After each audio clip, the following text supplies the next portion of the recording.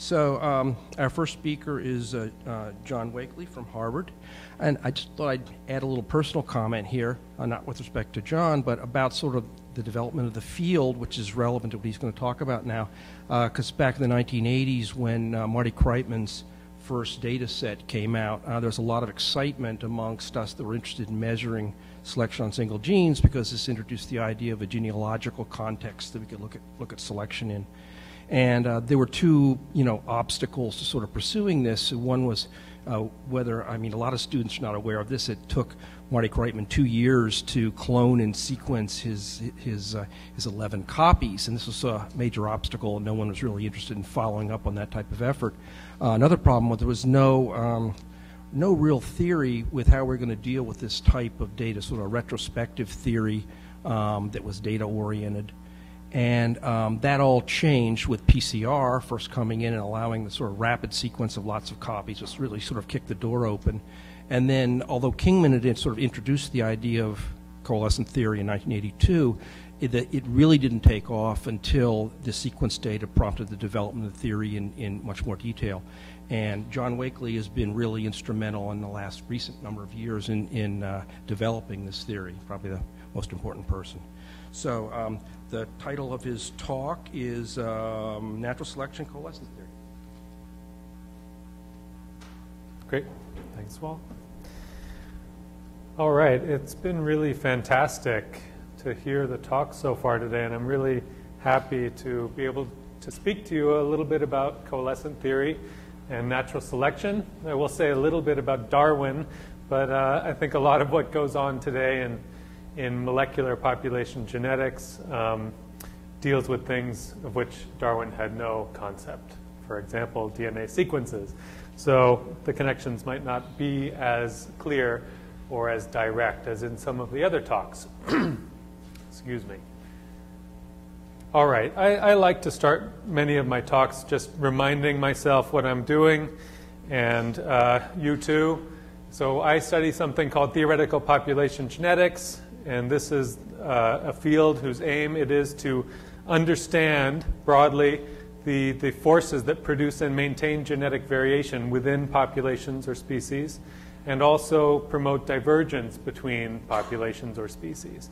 And so this establishes my reason for being, and also in particular allows us to speak about the time scale over which we're talking, and I'll make that a little more explicit momentarily.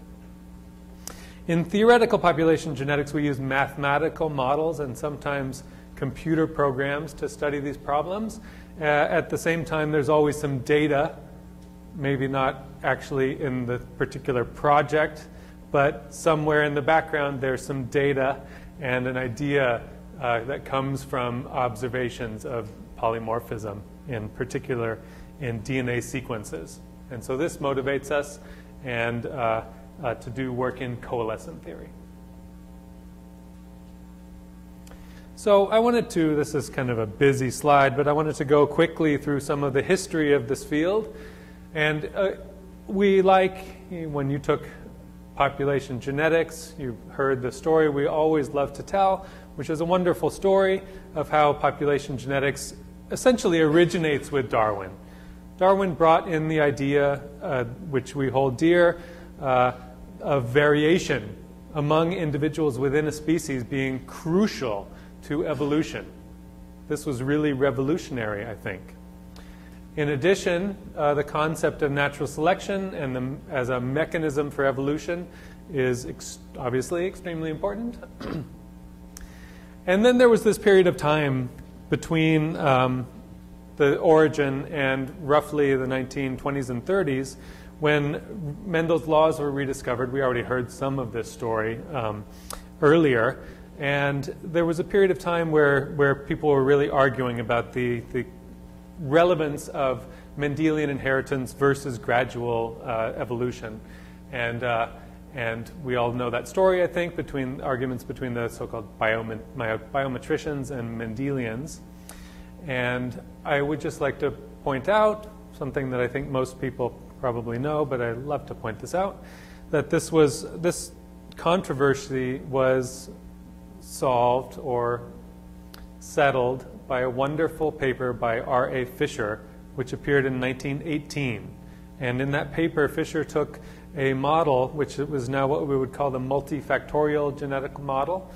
It is a model of many Mendelian factors, all with very small effects. And he showed mathematically, using mathematical population genetics, that this could explain the correlations between relatives and the normal distributions of genetic variation that we see in populations. Hey. So the foundations of theoretical population genetics are due to Fisher and also to Haldane and to Sewell Wright. And in the 1920s and 30s, these three so-called founders of population genetics laid down the fundamental models that we still use today. And in some great sense, they said much of what can be said about the relationship between natural selection and allele frequencies, at least at a kind of overly simple concept of a genetic locus, that is a single locus with no recombination. And much of what happened after that could be considered elaboration of those basic modeling exercises that Fisher, Wright, and Haldane did. So the period that I sometimes call classical population genetics followed from that and involved a lot of people doing a lot of very mathematical work now.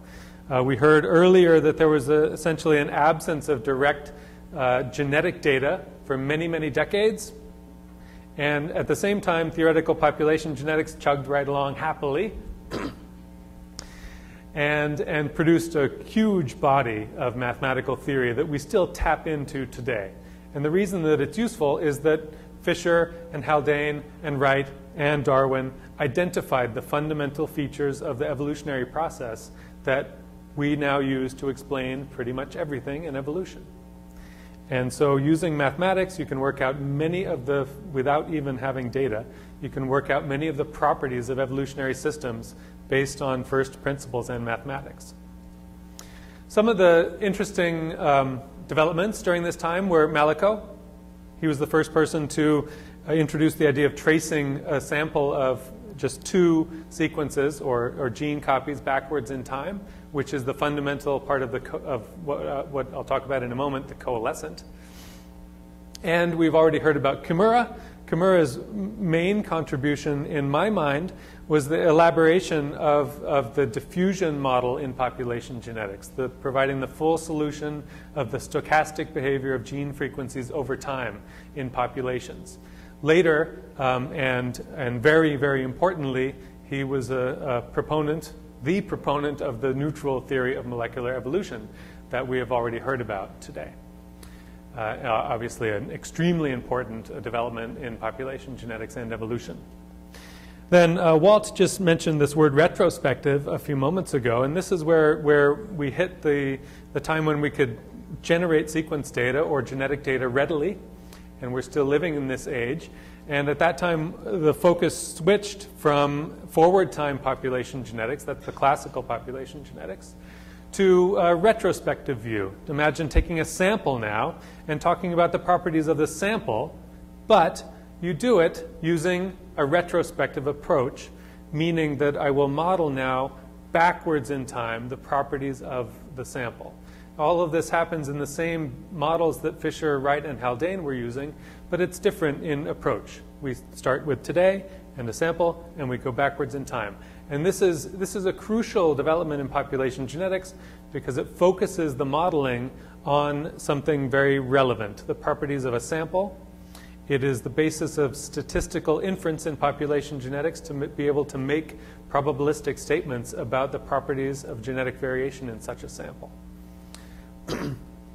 Some key papers are by Ewens and Watterson, and I won't go on talking about too much about these, but they're kind of fundamental precursors to the so-called coalescent. And the coalescent really began with a paper by Kingman and two other papers more in the biological literature This paper by Kingman is in Mathematical Journal. There are actually three in three different places, and they contain together a very complicated proof, mathematical proof of the existence of the coalescent model as a kind of a mathematical entity. Hudson and Tajima, around the same time, introduced this kind of modeling within the context of population genetics.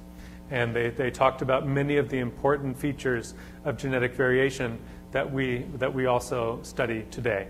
And they did it by invoking this thing called the gene genealogy. The gene genealogy of a sample is just the set of ancestral relationships among the sample as we follow them backwards in time. And so we follow these ancestral genetic lineages backwards in time, and at different points in time, they have common ancestors. Eventually, in any finite population, if you follow a sample far enough backwards in time, then you'll reach the most recent common ancestor of the entire sample. And this whole set of relationships is called the gene genealogy, and it's extremely important in studying genetic variation because all the variation in the sample is due to mutations that happened on the ancestral lines that are in the gene genealogy. And so at least under the hypothesis of neutrality, we can make very precise probabilistic statements about the structure of genetic variation, and these can be used to test, for example, to test for selection. We can take the neutral model, develop a complicated, wonderful statistical machinery, and reject it. And that's fundamentally how we learn things, rejecting a null model. And the standard neutral coalescent is a great null model.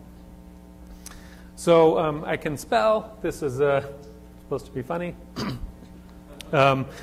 Recently, the ability to sequence massively and genotype massively in very large samples is pointing us in another direction, and I'm going to talk about this in a moment.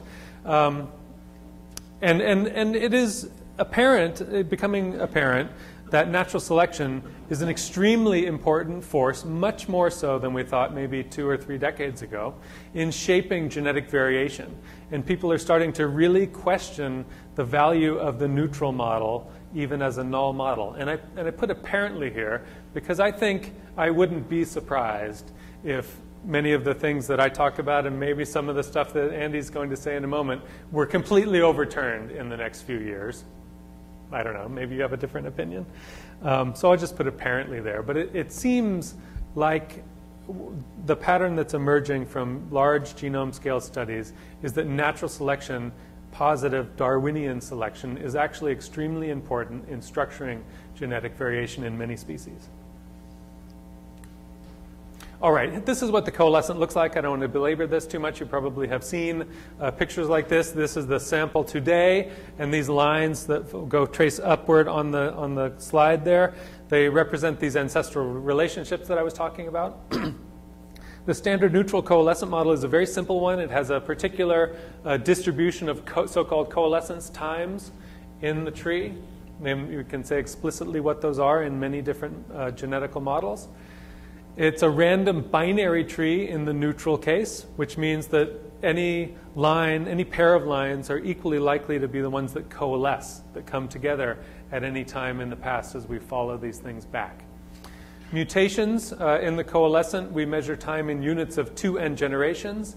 And so mutations happen at this rate theta over 2. I haven't said what theta is, but it's 4 times the effective population size times the mutation rate for a diploid population. And so we have this rate of theta over 2 per unit of time along these branches in the tree. Mutations occur. And so, for example, here's one little very familiar result. The expected number of pairwise differences is equal to theta, and you can derive that very easily using coalescent theory. And just to illustrate the basic structure of how this kind of modeling works, don't look at any of the equations, but there's some equations over there. And the basic structure of it is that we have a model for the gene genealogy. And in this picture, the gene genealogy is captured just by the total length of the tree among a sample of size n sequences. I can make a very detailed probabilistic statement about that. It's right here. And given a value of that parameter, the total tree length, I can say very precisely what the probability that there are k mutations on a tree of that length. That's very simple. It's just a Poisson distribution. And then, so one can find the unconditional distribution that there are, the probability that there are k mutations among a sample of size n, simply by integrating over those times, and integrating this probability that there are k mutations. And you can find big, ugly mathematical expressions like this relatively easily using the coalescent. Whereas if I were trying to do this using classical population genetics, it would be extremely difficult. And so under neutrality, the coalescent is an extremely useful mathematical tool for making predictions, which can then be compared to data. It is also a very good, it has been also used to generate computer-based methods of inference, which are essentially based on these same ideas and take whole data sets and do their thing in the computer and spit out very precise statistical estimates of quantities that people would like to know about. I think I'm going to skip that. No, I'm not going to skip that. This is kind of an oldish table at this point of a bunch of pairs of loci, a bunch of pairs of samples in the human genome where there was 2 copies of a short stretch of DNA sequenced between 2 genomes. And this table gives you the observed number of those pairs, those loci, that showed no differences between the 2 copies, or 1 difference between the 2 copy, or 2, or 3, or 4. And so this, for a pair of sequences, is the same thing that I was talking about on the previous slide. It's the number of mutations that happen on the ancestral line that separates those 2. And what you can see is that here are the observed data. In this paper, they thought that they should compare that initially to a simple Poisson distribution, which would be true, would be the right description if all the times to common ancestry across the entire human genome were for those pairs of samples were exactly the same, so that there was the same opportunity for mutation at every single locus in the genome. And that's actually not true, because there's this population level process going on, and there's Mendelian segregation, and because of that there's variation in times to common ancestry. And so the coalescent model, which was also, this table is directly out of this paper, the coalescent model fits the observed data much better than a simpler model that doesn't have the variation in times to common ancestry in it. No one has gone back to this table, I don't think. The problem is you publish these huge data sets, and then next 6 months someone publishes another huge data set. But you can actually reject the coalescent model for these data. There are too many out here in this tail. And maybe part of that might be natural selection, which I'll talk about in a moment. We've heard a little bit about the neutral theory, and in anticipation of saying that selection is extremely important in shaping variation, I just wanted to defend the neutral theory a little bit. We have to think about the context in which it was originally proposed. It really explained nicely, concisely, with a very simple model, these observations that were being made early, in the 1960s.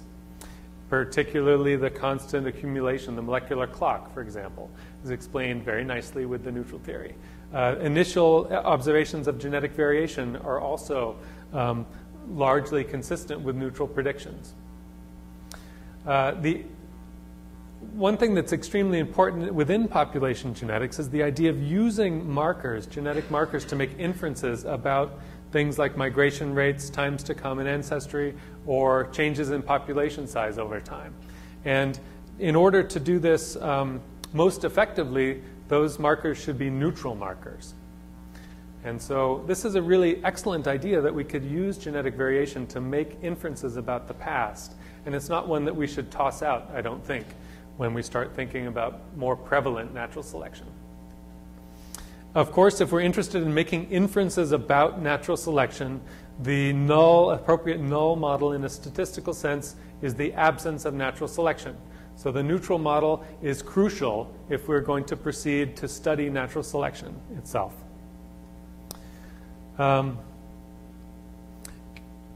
Kimura, of course, was the major proponent of neutral theory, and I think he overlooked some things that were happening around the same time, right? And so there's this wonderful paper of Maynard Smith and Hay in 1974, which was actually predates the book that Kimura wrote by quite a bit.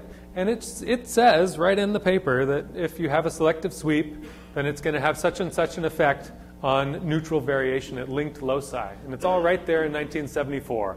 And, you know, looking back now, maybe it's more obvious, but Kimura knew about this work, and it didn't really figure into his thinking.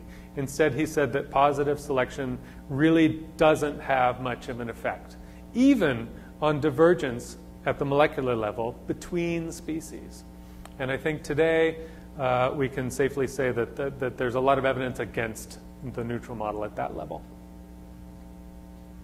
It is true that strongly selected mutations, both positive ones and negatively selected mutations, don't spend a lot of time in the population. And so if we go and take a sample, even at a selected locus, oftentimes the pattern doesn't look that much different than the neutral pattern. And so I'll illustrate that in a moment. What time do we really stop?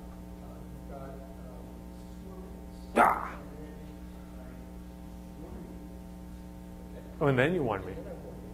So I have 11 more minutes. There are three basic approaches within coalescent theory to studying natural selection, and I'm not going to talk about any of the details. They're complicated mathematical models that I would be happy to describe in detail later, but I just wanted to say what they are, just conceptually. The basic problem of studying selection within the coalescent is that the types of the sample matter. Under neutrality, they don't, and that's the source of the binary tree that occurs in the standard neutral coalescent.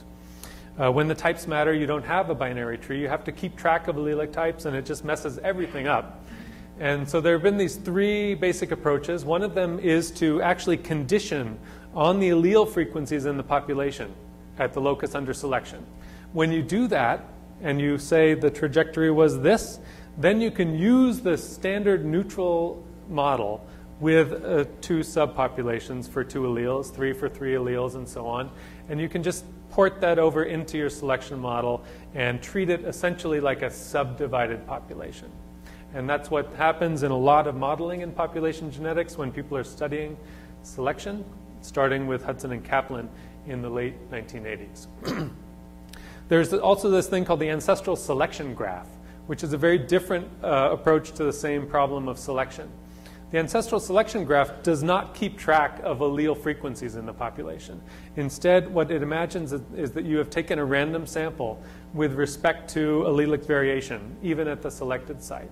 So you don't know, and you're not going to specify what the allelic types are in the sample. And it's a wonderful, elegant mathematical model that allows you, under those circumstances, to make a statement about the time to common ancestry or make predictions using, in particular, computer simulations to make predictions about genetic variation in a sample at a locus that's under selection.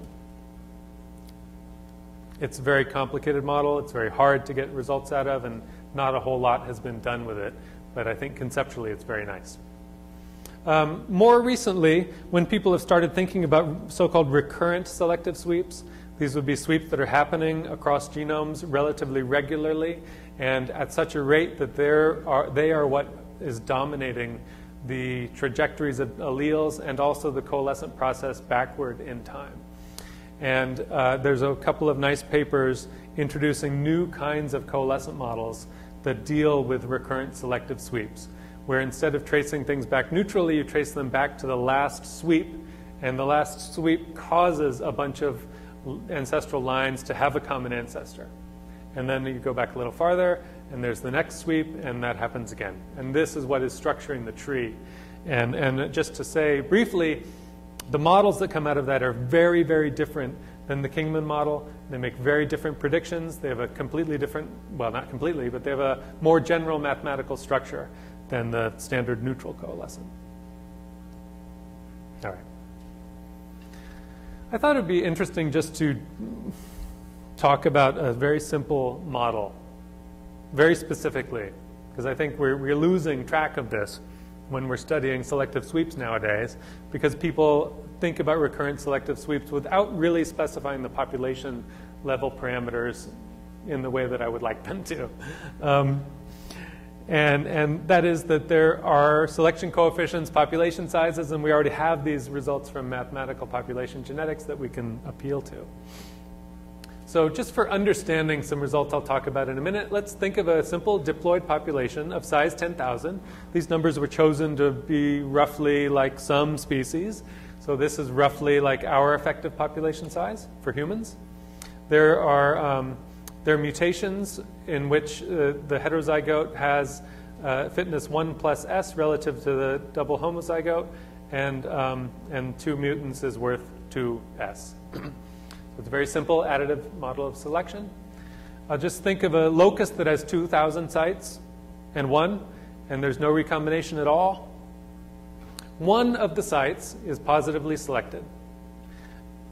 It has a theta value of 0.01, which is roughly somewhere between humans and Drosophila, closer to Drosophila, and a scaled selection parameter, 4 times n times the selection coefficient of 100. Now this is relatively big from a population genetic standpoint, but maybe not huge. There are 1,000 deleterious sites, and that means when I get a mutation at one of those sites, my fitness goes down by S, and I'll pick minus 100 for the scaled selection parameter at those sites. Because there are 1,000 of them, and they each have 0.01 for theta, the total theta, sorry, I'm reusing theta here, but the total theta for the deleterious parts of the locus is 10. Likewise, there are 1,000 neutral sites, and so they have a theta of 10, and they have no selection going on. Here's a picture of these, of 3 kinds of mutants that happen in the population. This first one up here what I did is I just ran simulations where I had a population size of 10,000 and that selection coefficient and so on, and I introduced mutations according to the right mutation parameter for those parameters on the previous slide. And this one shows all the positive mutations that happened in the population. And what you see is that over a period of this ends up being 5 times 4n generations, where you end up seeing sweeps. These are the sweeps that happened in the population during that time. You expect for the given parameters on the slide 5 sweeps. We saw roughly, we saw 4 instead. There are a lot of positively selected mutants that don't make it. There's one that you can see on this scale, and that may be another one right there. So here are the positively selected failures that happened in the first 2,000 generations. So only up to about right there. And so positively selected mutants enter the population. They have fitness 1 plus S. They go extinct almost all the time. This is a fundamental feature of population level processes in population genetics, that even very, very successful mutants that will sweep, if they're high enough in frequency, almost always go extinct. And someone asked me to be provocative a moment ago, and I think that half of the people in this room just don't even believe what I just said. Deleterious mutants. These are introduced with a much higher rate. Theta is 10, but they're selected against. The scales are very different here. Lots of them hang around in the population, but they never get to appreciable frequency. So here's about 1.5%. And there are a bunch of them hanging around down here, but they don't really affect things too much. If I take a sample of some handful of individuals, I probably won't find any that have one of these on any of their chromosomes in this model. So those aren't so important. So the deleterious mutants and the advantageous failures will have little effect on the ancestry of the sample. That's not exactly true. They have some effect. If I look at enough data, I'll see it. With these parameters, sweeps occur on average once every 4n generations. I said that a minute ago. So the probability that there's no selective sweep that occurred within the last 4 N generations is roughly 37%. So even at a locus that has selective sweeps that occur on average in the same time frame as the standard neutral coalescent, which takes on average 4 N generations as well, there's a good chance that I don't see one. And if I don't, that means I'll reach the common ancestor before I hit the selective sweep, and instead what I'll see is a locus that looks like a neutral locus with the neutral theta of 10. And so now I'm really running out of time. If you happen to catch a locus where there has been a sweep, then the sweep, of course, will have a very strong influence on the pattern of genetic variation. If you're looking just at the site at which the mutation happened, then all genetic lines, now this is the sample over here, and I'm following the lines backwards in time this way. And this is exactly from taking the end of the simulation and looking backwards. If there's no recombination, all of the lines would coalesce right down into the original mutation that led to the sweep. With some level of recombination, looking at a locus at some distance from the locus under selection, it's possible for that locus to sort of jump over the sweep by recombination. Looking backwards in time, it came from a chromosome that had the ancestral type at the selected locus. So there's a lot of modeling of this sort of thing going on in coalescent theory right now. I'm going to maybe skip this. I really am about to run out of time, right? Okay. So this was self-serving anyway, so what does it matter?